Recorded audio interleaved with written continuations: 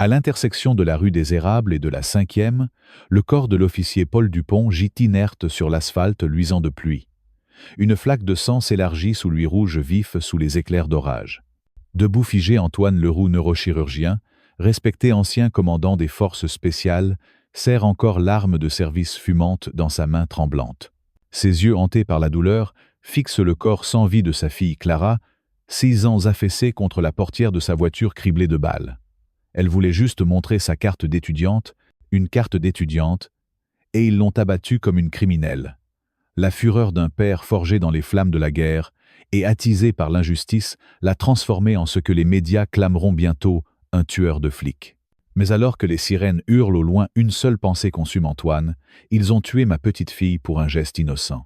Si vous ressentez la rage d'un père brisé par un système corrompu, si vous croyez que chaque enfant mérite de vivre sans crainte, cliquez sur « J'aime » et laissez un commentaire avec le mot « Justice ».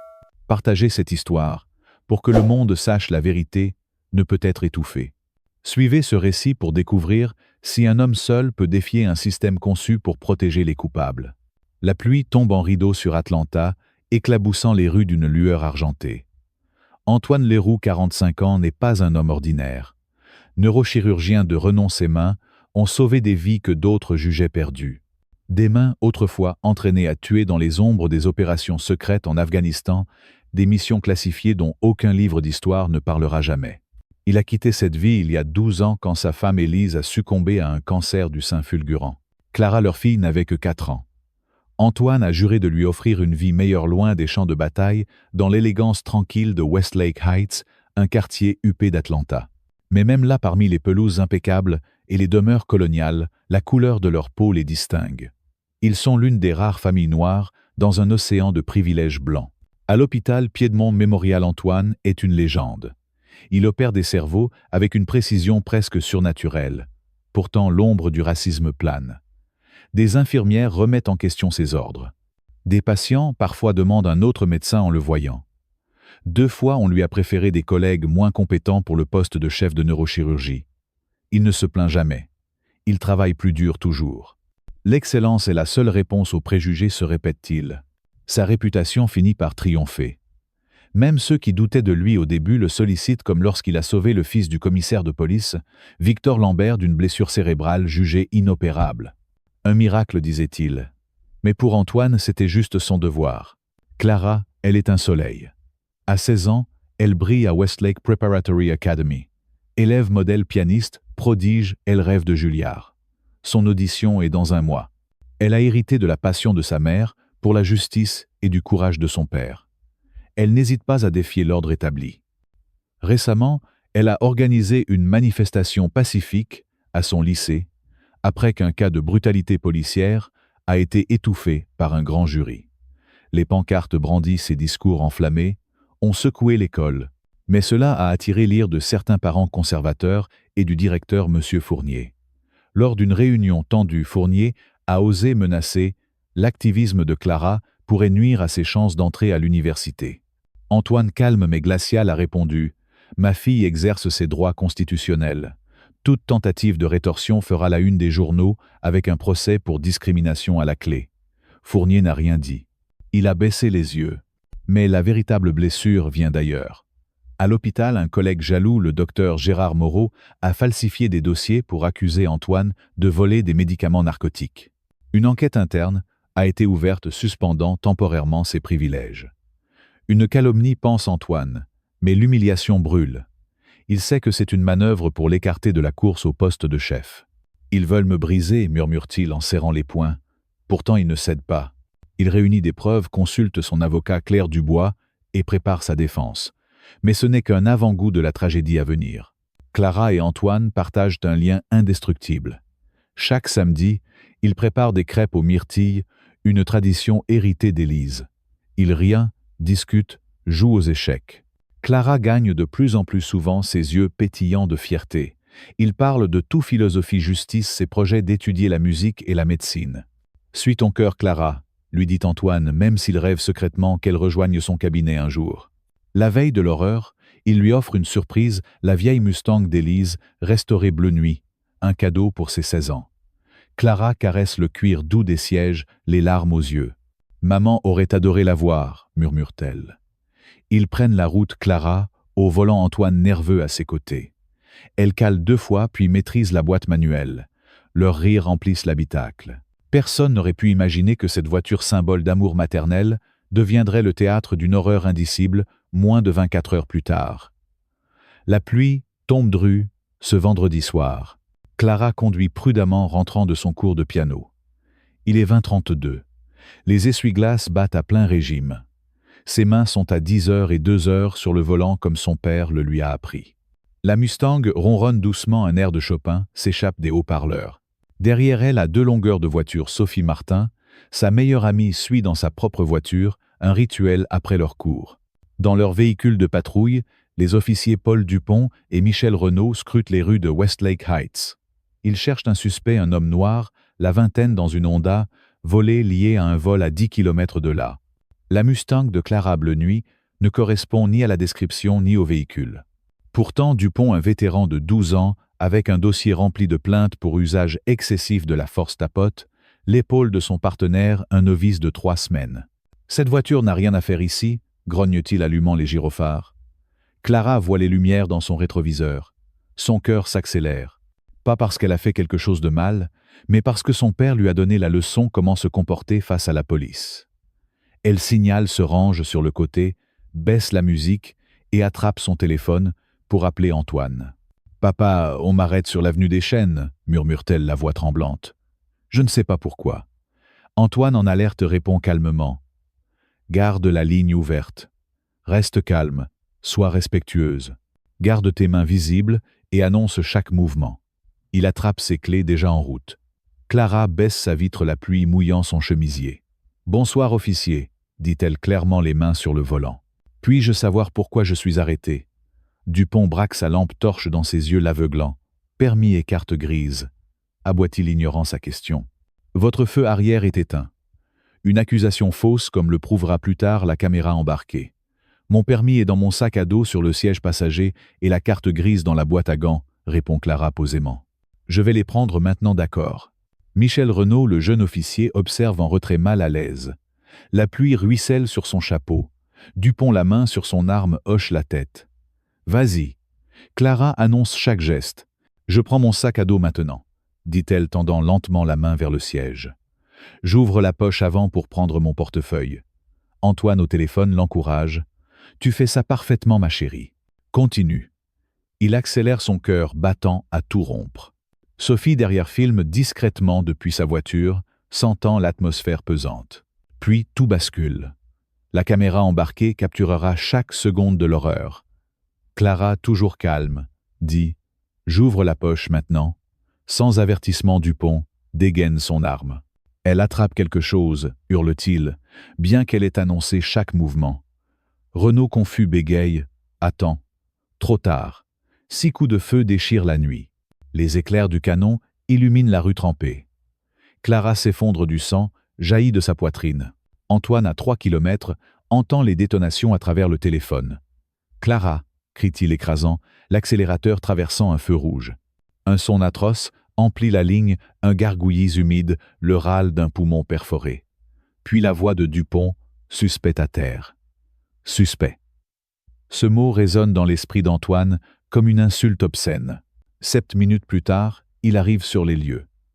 Les gyrophares peignent la rue en rouge et bleu. Une foule de voisins s'est rassemblée, téléphone, levé filmant. Antoine jaillit de sa voiture, son instinct de médecin, et de père le propulsant vers la Mustang. « C'est ma fille !» hurle-t-il, brandissant ses accréditations. « Je suis médecin, laissez-moi passer. » 2 officiers le bloquent, ignorant son identité. « Reculez, monsieur !» ordonne l'un d'eux, la main sur son arme. À travers la foule, Antoine aperçoit Clara transférée sur une civière. Son chemisier blanc est écarlate, son visage gris sans vie.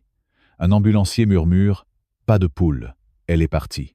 Quelque chose se brise en Antoine. 21 ans d'entraînement militaire prennent le dessus. En un éclair, il neutralise les 2 officiers avec des coups précis au point de pression, les laissant paralysés mais indemnes. Il avance vers Dupont qui discute avec son supérieur près de la voiture de patrouille, l'air plus agacé qu'horrifié d'avoir abattu une adolescente. « Monsieur, arrêtez-vous » crie Dupont dégainant son arme, celle qui vient de tuer Clara. 3 témoins diront plus tard que ce qui suit fut si rapide qu'il semblait irréel. Antoine désarme Dupont en une fraction de seconde, brisant son poignet dans la manœuvre. L'arme tourbillonne dans sa main.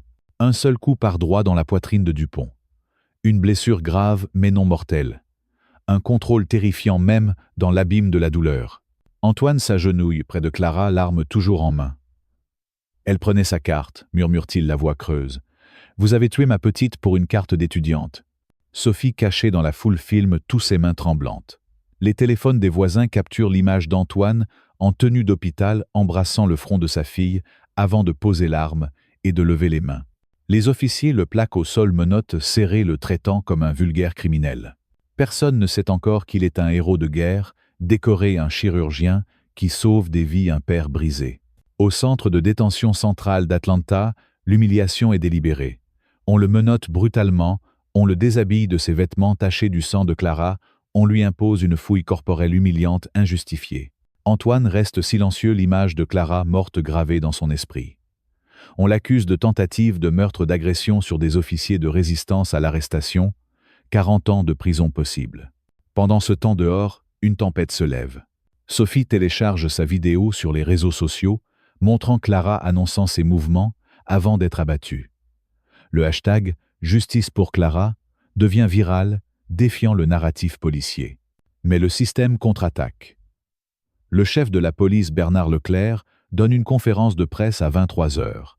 Ce soir, un de nos officiers a été sauvagement attaqué après avoir répondu à une situation menaçante, déclare-t-il, omettant que la « menace » était une adolescente désarmée. Les médias complices titrent « Médecin attaque policier après un contrôle routier ». La vérité est étouffée. Sophie, terrifiée, reçoit un appel anonyme « Supprime cette vidéo ou ta famille en paiera le prix ». À l'hôpital, la docteure Isabelle Bisset, supérieure d'Antoine, est réveillée par un appel. Antoine a tiré sur un policier. Elle n'y croit pas. Elle connaît son calme, sa discipline. Mais le conseil d'administration, sous pression, envisage de le suspendre. « Ils veulent faire de lui un monstre », murmure-t-elle, enfilant son manteau pour se rendre à l'hôpital. Pendant ce temps, le procureur Julien Moreau, avide de réélection, planifie une accusation rapide. « Pas de caution », ordonne-t-il à son assistant. « Cet homme doit être un exemple. » Le lendemain matin, la vidéo de Sophie explose sur les réseaux. La foule se rassemble devant le commissariat, scandant le nom de Clara. À l'hôpital, un autre coup bas à Gérard Moreau, le collègue jaloux fournit de faux témoignages à l'enquête interne, accusant Antoine d'avoir menacé des collègues par le passé. Une calomnie de plus conçue pour salir son nom. Ils veulent l'enterrer vivant, pense Isabelle écœurée. Dans sa cellule, Antoine rencontre un gardien, Thomas Lemoine, qui le reconnaît. « Vous avez sauvé ma sœur d'une tumeur cérébrale », murmure-t-il. « Ce qu'ils vous font est ignoble. » Il glisse un bout de papier à Antoine. Sophie est en danger. Ils savent pour sa vidéo. Antoine froisse le message, son sang bouillonne. Ils ont tué ma fille, et maintenant ils s'en prennent à une autre enfant. Si vous ressentez la brûlure de cette injustice, si vous refusez qu'un système corrompu piétine des vies innocentes, partagez cette histoire. Laissez un commentaire avec justice pour montrer que vous soutenez Clara, Antoine et tous ceux qui luttent contre l'oppression. Cliquez sur j'aime pour amplifier leur voix. Suivez-nous pour découvrir comment un père brisé défiera un empire de corruption. La vérité est une arme, utilisons-la. La pluie ne tombe plus sur Atlanta, mais une tempête bien plus sombre s'abat sur la ville.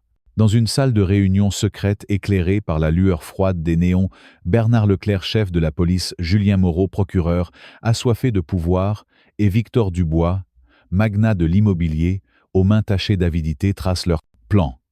Leurs voix sont basses, leurs mots codés. Ils parlent de Westlake Heights, de ces terres convoitées, de ces habitants noirs qu'il faut encourager à partir. Augmentez les patrouilles, ordonne Dubois, ses yeux brillants de calcul. Faites baisser les prix des propriétés. Une arrestation par-ci, une amende par-là, et ils vendront. Leclerc hoche la tête, un sourire carnassier aux lèvres. Et si ça dégénère, demande Moreau, jouant avec son stylo. Dubois ricane. Couvrez vos hommes, comme toujours. Cette conspiration tissée dans l'ombre a déjà coûté la vie à Clara Leroux. Et maintenant, elle vise à écraser son père Antoine, enfermé dans une cellule traitée comme un monstre. Si vous sentez la colère monter face à cette machine corrompue, si vous refusez que des vies soient sacrifiées pour l'appât du gain, partagez cette histoire. Laissez un commentaire avec « Justice » pour crier votre indignation. Cliquez sur « J'aime » pour que la vérité éclate. Dans le centre de détention centrale d'Atlanta, l'air est lourd, saturé d'humidité et de désespoir. Antoine Leroux, toujours en combinaison orange, est isolé dans une cellule exiguë. Les murs suintent, le sol est glacé. Chaque nuit, il revoit Clara, son sourire, sa voix, puis les coups de feu. 6 détonations, 6 blessures mortelles. Il serre les poings jusqu'à ce que ses ongles entaillent ses paumes. Ils ont tué ma fille. Et maintenant, ils veulent me briser. Les gardiens le surveillent de près, certains avec mépris, d'autres avec une pitié silencieuse. Thomas Lemoine, le gardien qui lui a glissé un message sur Sophie, reste son seul allié. Mais même lui ne peut empêcher les attaques.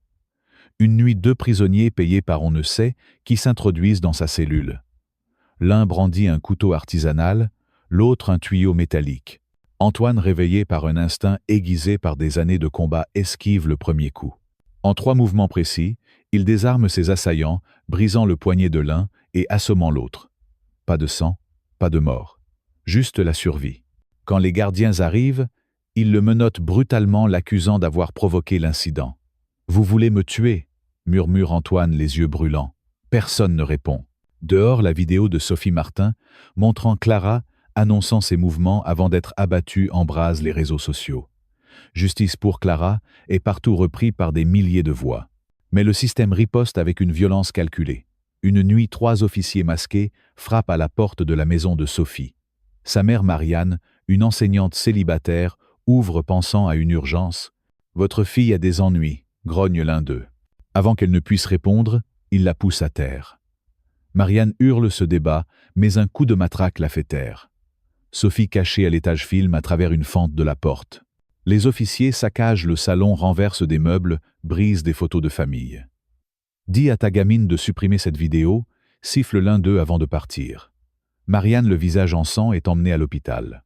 Sophie, tremblante, envoie la nouvelle vidéo à un contact anonyme sur Internet. Le lendemain, les images de l'agression circulent, attisant la fureur publique.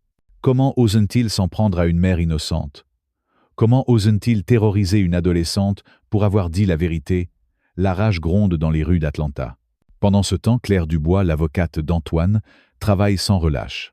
Grande, élégante, avec une voix qui impose le respect, elle est une ancienne procureure fédérale connue pour son intégrité.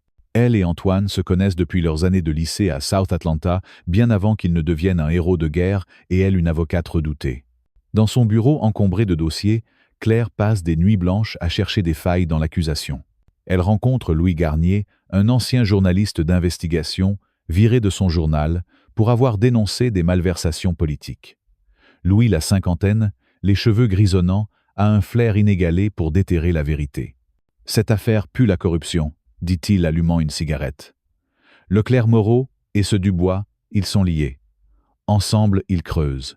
Louis découvre des registres financiers suspects des dons massifs de la société de Victor Dubois Platinum Développement aux campagnes électorales de Leclerc et Moreau. En échange, des patrouilles policières ont été intensifiées dans les quartiers noirs, faisant chuter les prix immobiliers.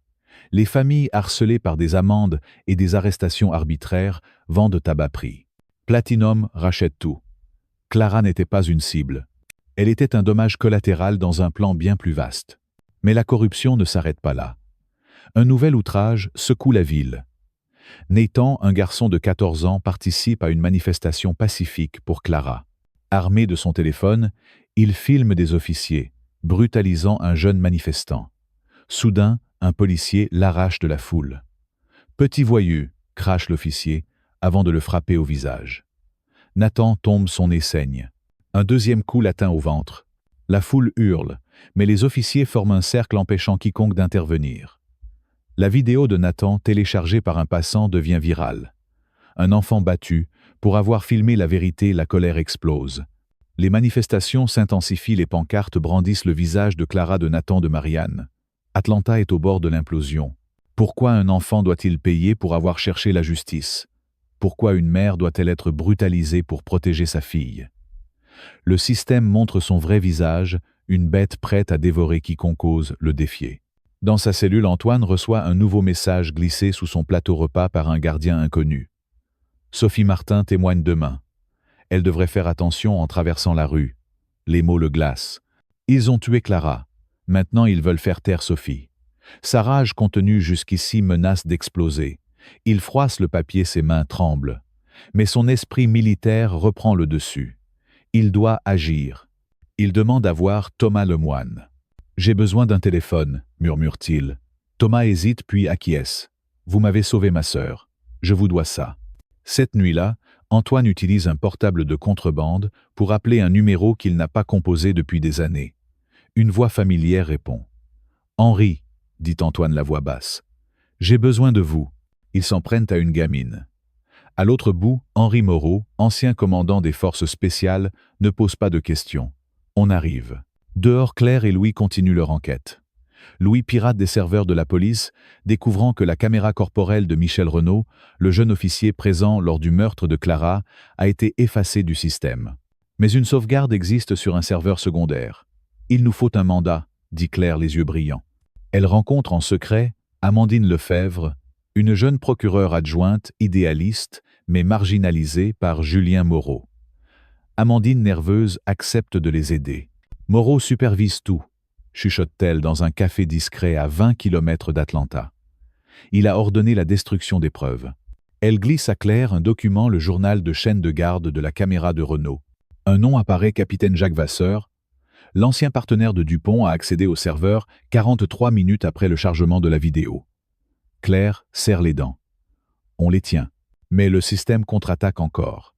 Le lendemain, la maison de Sophie est vandalisée. Des briques fracassent les fenêtres, des insultes racistes sont taguées sur les murs. Marianne, encore convalescente, s'effondre en larmes. Sophie, terrifiée, refuse de sortir.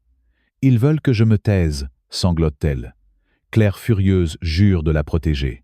Elle contacte Henri Moreau, qui arrive à Atlanta avec une équipe d'anciens opérateurs des forces spéciales. Ils installent une surveillance autour de la maison de Sophie, invisible mais implacable. « Personne ne touche à cette gamine », déclare Henri, son regard d'acier. Pourtant le danger persiste. Une voiture banalisée suit Sophie à l'école. Un homme en civil la photographie à la sortie. La menace est claire, tais-toi, ou tu disparaîtras. À l'hôpital, un nouveau scandale éclate.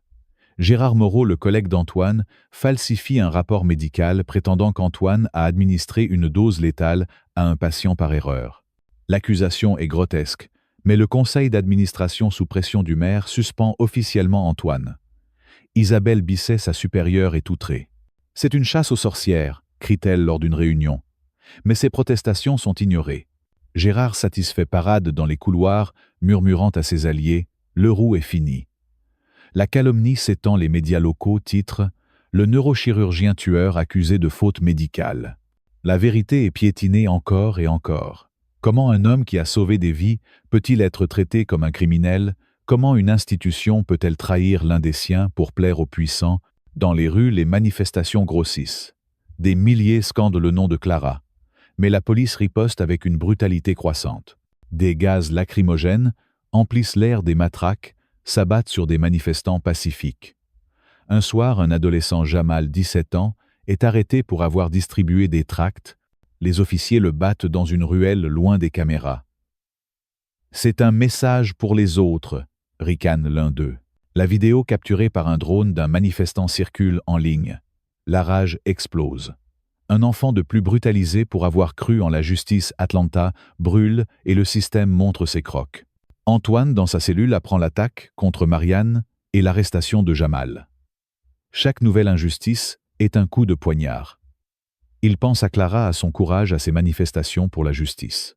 Elle serait dans la rue aujourd'hui aux côtés de Nathan, de Jamal, de Sophie. Il ne peut pas la laisser mourir en vain. Il griffonne un message pour Claire transmis par Thomas « Protéger Sophie ». Trouver la vidéo de Renaud. C'est la clé. Claire, galvanisée, dépose une requête pour récupérer la sauvegarde de la caméra corporelle. Mais Jacques Vasseur, averti, ordonne la destruction du serveur secondaire. « Pas de traces », grogne-t-il à ses hommes. La corruption s'enracine, étouffant la vérité. Pourtant, la résistance grandit. Les camarades de classe de Clara organisent une veillée à Westlake Preparatory Academy. Ils brandissent des photos de Clara, jouent ses compositions au piano. Les parents, même les plus conservateurs, sont émus. Certains commencent à douter du narratif policier. Victor Lambert, le commissaire dont Antoine a sauvé le fils, appelle le maire en privé. Cette affaire sent mauvais. dit-il déchiré entre sa dette envers Antoine et sa loyauté envers Leclerc. Mais le maire, sous l'influence de Dubois, rejette ses inquiétudes. Restez dans le rang Lambert. Dans sa cellule, Antoine reçoit une visite inattendue, un détenu Malik, un jeune homme de 22 ans arrêté pour une infraction mineure.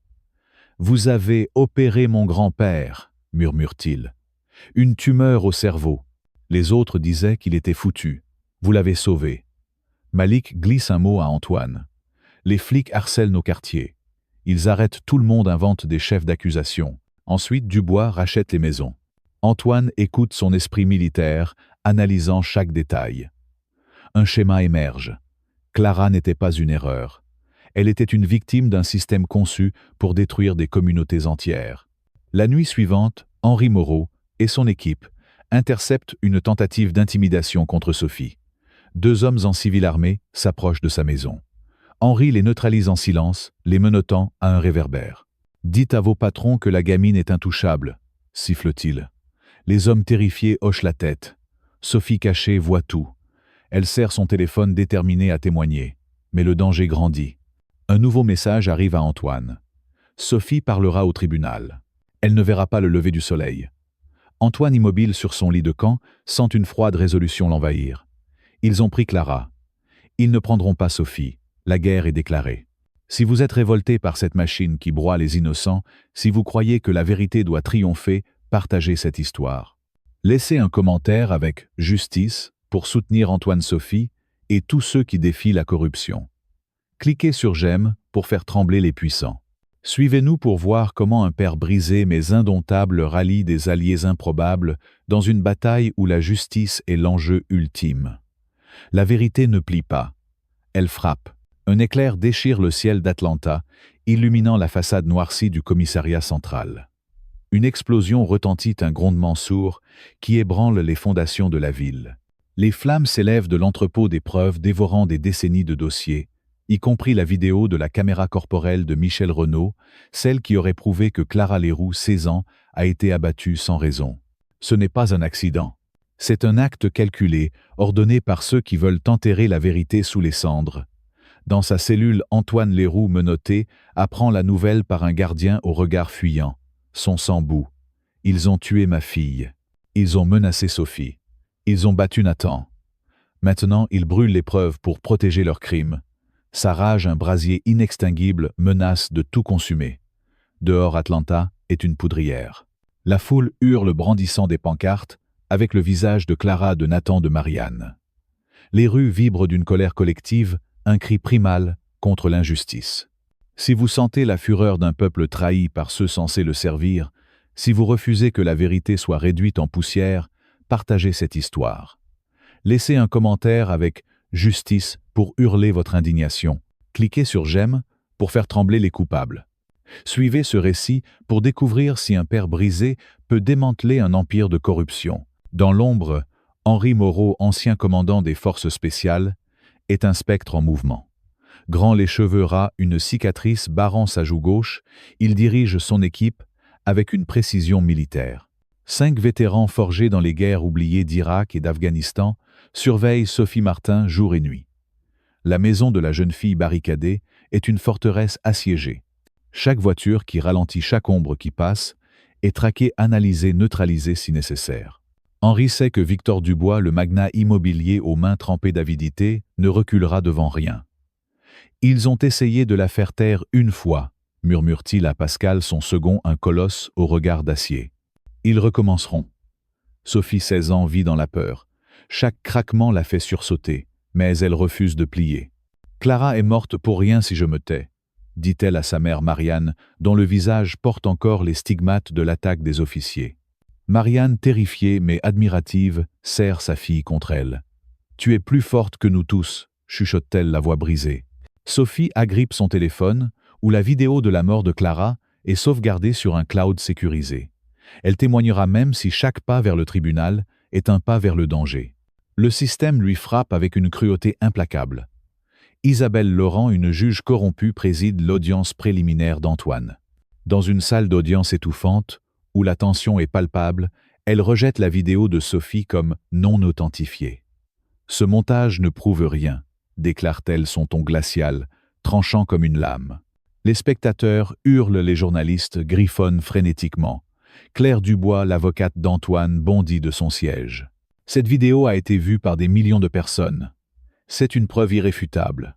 Laurent, impassible, frappe son marteau.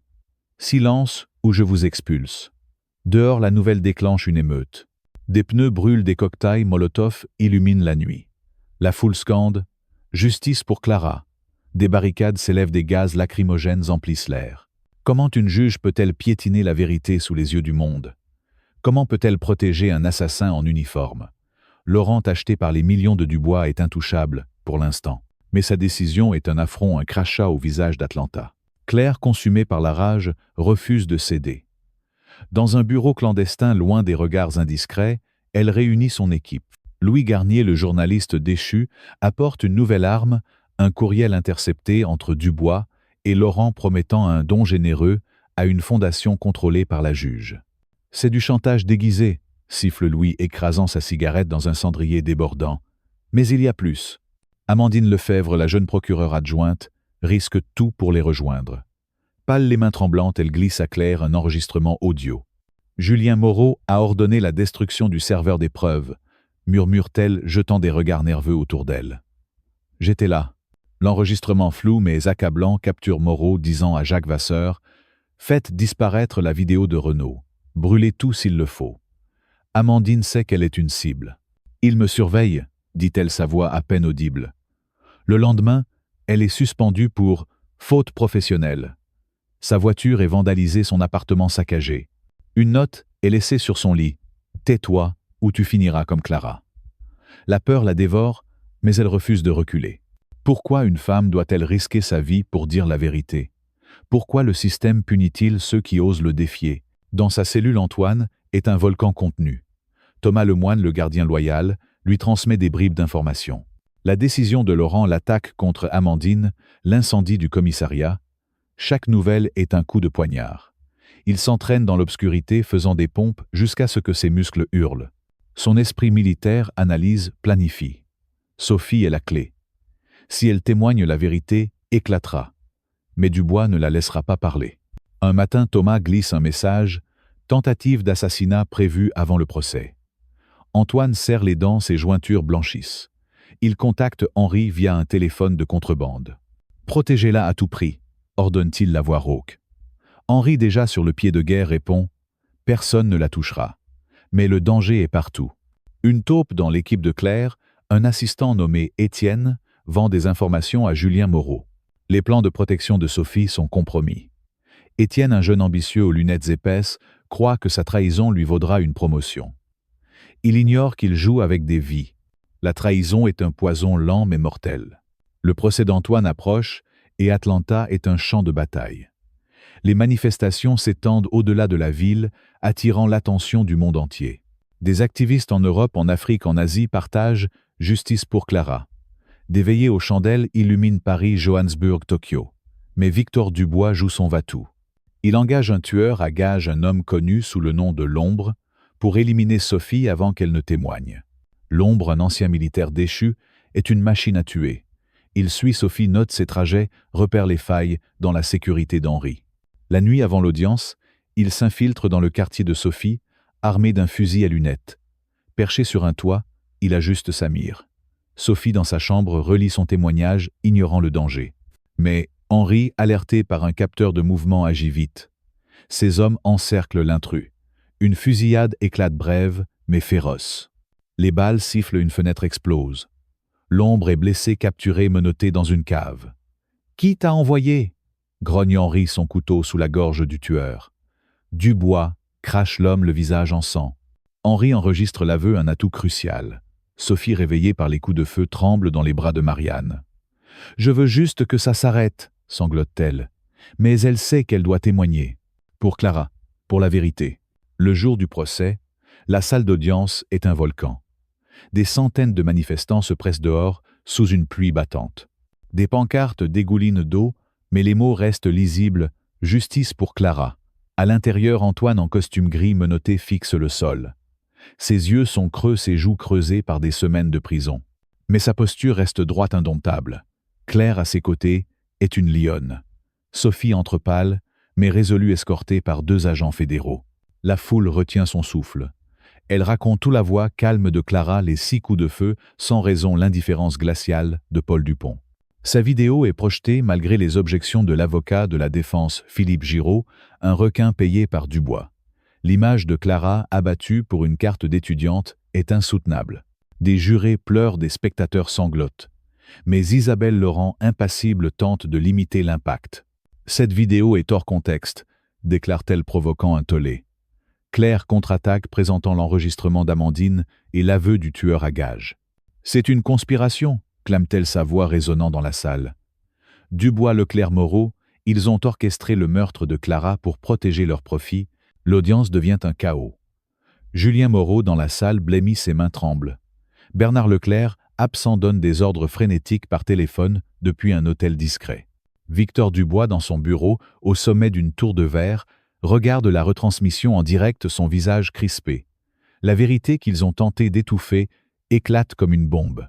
Amandine, dans le public, témoigne à son tour, défiant ses supérieurs. « J'ai vu Moreau ordonner la destruction des preuves », déclare-t-elle, la voix tremblante mais ferme.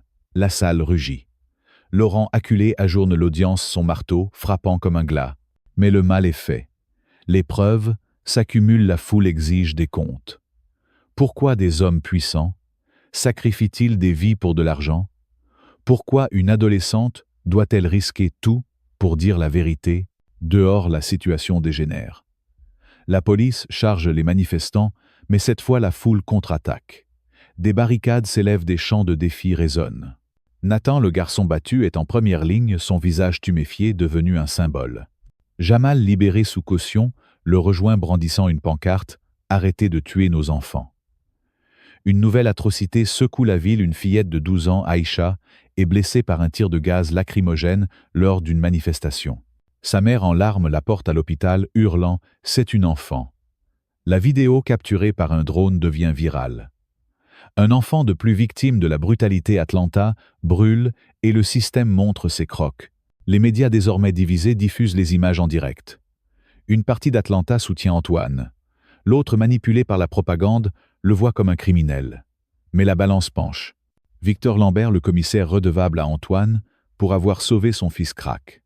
Dans un motel à la périphérie d'Atlanta, il rencontre Claire en secret. « Je ne peux plus me taire », murmure-t-il, son uniforme froissé, ses yeux cernés.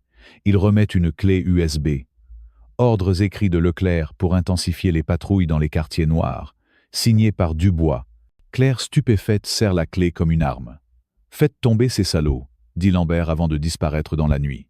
Claire transmet les documents à Louis, qui les analyse avec fébrilité. Ils révèlent un plan systématique: harceler les résidents noirs, multiplier les amendes, les arrestations pour faire chuter les prix immobiliers. Platinum Développement rachetait tout, transformant des quartiers historiques en tours de luxe. Clara n'était pas une cible. Elle était un dommage collatéral dans une guerre économique. Henri et son équipe galvanisée piratent les serveurs de Platinum. Ils trouvent une mine d'or des courriels où Dubois promet des millions à Leclerc et Moreau pour nettoyer Westlake Heights. Une liste de propriétés ciblées inclut la maison d'Antoine. Clara n'était pas une erreur. Elle était un message. La rage d'Henri explose. « Ils vont payer », jure-t-il, son poing s'écrasant sur une table. Il transmet les preuves à Louis, qui les publie sur une plateforme anonyme. En quelques heures, les courriels sont partout. Les actions de Platinum s'effondrent. Dubois, paniqué, engage une armée d'avocats, mais la vérité est inarrêtable.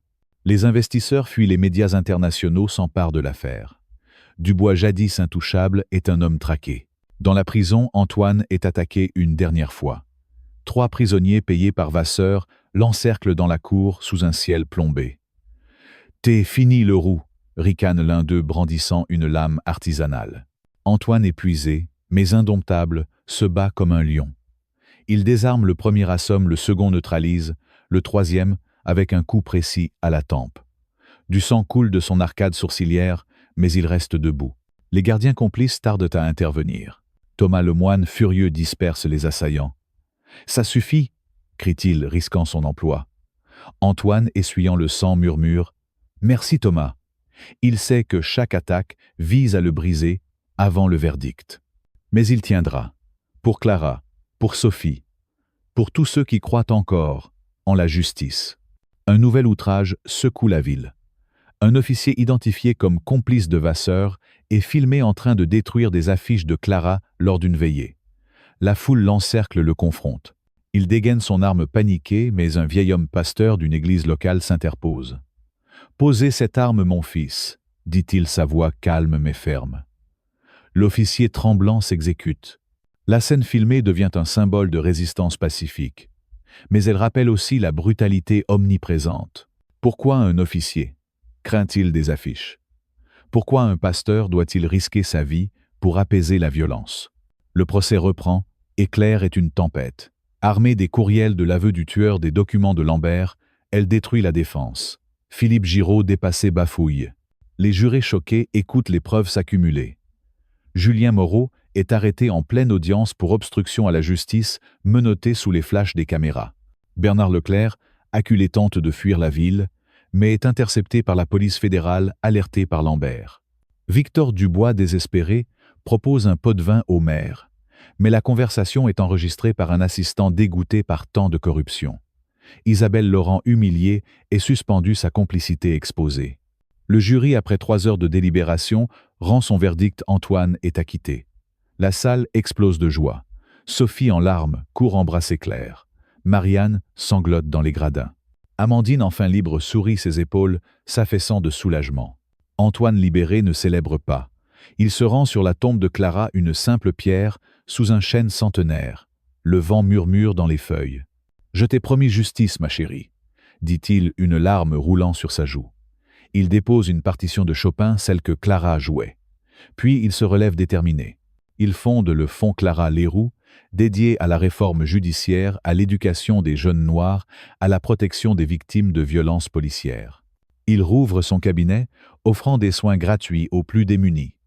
Dans un acte de rédemption bouleversant, il opère Paul Dupont, l'officier qui a tué Clara, grièvement blessée dans une fusillade sans lien. Dans la salle d'opération sous la lumière crue, Antoine fixe l'homme inconscient. « Je ne le fais pas pour vous », murmure-t-il. « Je le fais pour elle. » L'opération réussit. Dupont survit, mais portera le poids de son crime à jamais. Atlanta change. Les manifestations s'apaisent, remplacées par des réformes. Leclerc et Moreau sont condamnés à perpétuité. Dubois, ruiné, attend son procès dans une cellule fédérale, ses rêves d'empire en ruine. Sophie entre à l'université, étudiant le journalisme pour honorer Clara. Nathan et Jamal deviennent des leaders communautaires, organisant des ateliers pour les jeunes. Amandine, réintégrée, réforme le bureau du procureur, purgeant la corruption. Henri et ses hommes disparaissent, leur mission accomplie, ombre, retournant à l'ombre. Thomas Lemoine, promu veille sur la prison, avec une nouvelle rigueur. Isabelle Bisset, la supérieure d'Antoine, rouvre l'enquête sur Gérard Moreau, qui est licencié pour falsification de dossiers. La vérité lentement reconstruit ce qui a été brisé. Mais le coup est immense. Clara est morte. Aïcha, la fillette blessée, gardera des cicatrices. Marianne, traumatisée, lutte pour retrouver la paix. Antoine, marqué à jamais, porte un vide que rien ne comblera. Pourtant, il inspire. Des écoles portent le nom de Clara. Des bourses soutiennent des pianistes noirs. Une fresque murale peinte à Westlake Heights montre Clara souriante, un clavier sous les doigts. Atlanta meurtrie se relève. La lutte continue, mais la lumière perce les ténèbres. Si vous êtes révolté par ce système qui sacrifie des innocents, si vous croyez en un monde où la justice triomphe, partagez cette histoire. Laissez un commentaire avec « Justice » pour honorer Clara, Antoine et tous ceux qui se battent. Cliquez sur « J'aime » pour défier les puissants. La vérité est une flamme. Qu'elle brûle pour toujours. L'histoire d'Antoine Leroux et de sa fille Clara, une tragédie tissée d'injustice, de corruption et de résilience, résonne comme un cri dans l'obscurité. En tant que Français, où les valeurs de liberté, d'égalité et de fraternité sont gravées dans notre identité, ce récit nous touche profondément. Il nous confronte à des vérités universelles sur le pouvoir, la justice et la lutte humaine. À travers les épreuves d'Antoine, nous ressentons une colère légitime, une douleur viscérale, mais aussi une inspiration puissante. Cette histoire n'est pas seulement un drame américain. Elle est un miroir tendu à nos propres sociétés, nous invitant à réfléchir et à agir. Voici mes impressions, et les leçons que nous pouvons tirer pour enrichir nos vies. D'abord, l'histoire d'Antoine évoque une colère brûlante face à l'injustice systémique. La mort de Clara, abattue pour un geste innocent, est un symbole universel de l'abus de pouvoir. En France, nous connaissons aussi des tensions entre les citoyens et les institutions des cas où la confiance est rompue. Cette tragédie nous rappelle que l'injustice n'a pas de frontières. Elle nous pousse à nous interroger: comment réagissons-nous face aux abus dans nos propres communautés? Sommes-nous des spectateurs passifs ou des acteurs du changement? La rage d'Antoine, canalisée, non pas dans la vengeance, mais dans la quête de vérité, est un modèle. Elle nous enseigne que la colère, lorsqu'elle est maîtrisée, peut devenir une force de transformation. Ensuite, la résilience d'Antoine face à l'adversité est une leçon de courage. Malgré la perte de sa fille, les calomnies, les attaques physiques, il ne cède jamais au désespoir. En France, où l'histoire nous a appris à nous relever après des crises, guerres, révolutions, attentats, cette ténacité résonne. Antoine incarne l'esprit de résistance, celui qui refuse de plier face à l'oppression. Dans nos vies, nous rencontrons tous des épreuves, échecs professionnels, deuil, discrimination. L'histoire d'Antoine nous invite à puiser dans nos ressources intérieures, à transformer la douleur en action. Comme lui, nous pouvons choisir de nous battre non pas avec violence, mais avec détermination et dignité. Un autre aspect poignant est la solidarité qui émerge dans l'histoire. Sophie Claire, Henri, Amandine, Thomas, chacun à sa manière, risque tout pour la justice. Cette entraide reflète l'idéal français de fraternité. En France, nous valorisons les liens communautaires, les mouvements citoyens comme les Gilets jaunes ou les manifestations pour l'égalité. L'histoire d'Antoine montre que le changement ne vient pas d'un héros solitaire, mais d'un collectif uni. Appliqué à nos vies, cela nous encourage à tendre la main, à soutenir ceux qui luttent, à rejoindre des causes justes. Un simple geste, écouter un voisin, signer une pétition, participer à une marche, peut faire basculer la balance. L'histoire met aussi en lumière la corruption, un mal qui gangrène les institutions. Victor Dubois, Bernard Leclerc, Julien Moreau, ces figures incarnent l'avidité et la trahison. En France, où les scandales politiques ne sont pas rares, ce thème est familier. Il nous rappelle que le pouvoir sans contrôle corrompt. La leçon est claire, nous devons exiger la transparence, soutenir une presse libre, voter pour des leaders intègres. À un niveau personnel, cela nous pousse à réfléchir à nos propres valeurs. Sommes-nous honnêtes dans nos actions? Défendons-nous l'éthique même lorsque c'est inconfortable? L'intégrité d'Antoine, même face à la tentation de la vengeance, est un phare. Enfin, l'acte final d'Antoine, sauver la vie de Paul Dupont, l'homme qui a tué sa fille, est un sommet d'humanité. Cet acte transcende la haine, incarnant le pardon non comme faiblesse, mais comme force. En France, pays de philosophes comme Camus et Sartre, cette réflexion sur le sens de l'existence nous parle. Le pardon d'Antoine ne nie pas sa douleur, il l'élève. Dans nos vies, nous pouvons apprendre à lâcher prise, non pour oublier, mais pour avancer. Que ce soit une dispute familiale, une trahison amicale ou une blessure professionnelle, choisir la paix intérieure nous libère. Pour appliquer ces leçons, commençons par l'introspection. Demandons-nous: que ferais-je à la place d'Antoine? Comment puis-je défendre la justice dans mon quotidien? Ensuite, agissons concrètement. Soutenons des associations luttant contre les discriminations, éduquons-nous sur les enjeux sociaux, dialoguons avec ceux qui pensent différemment. Comme Antoine, transformons nos émotions en actions positives.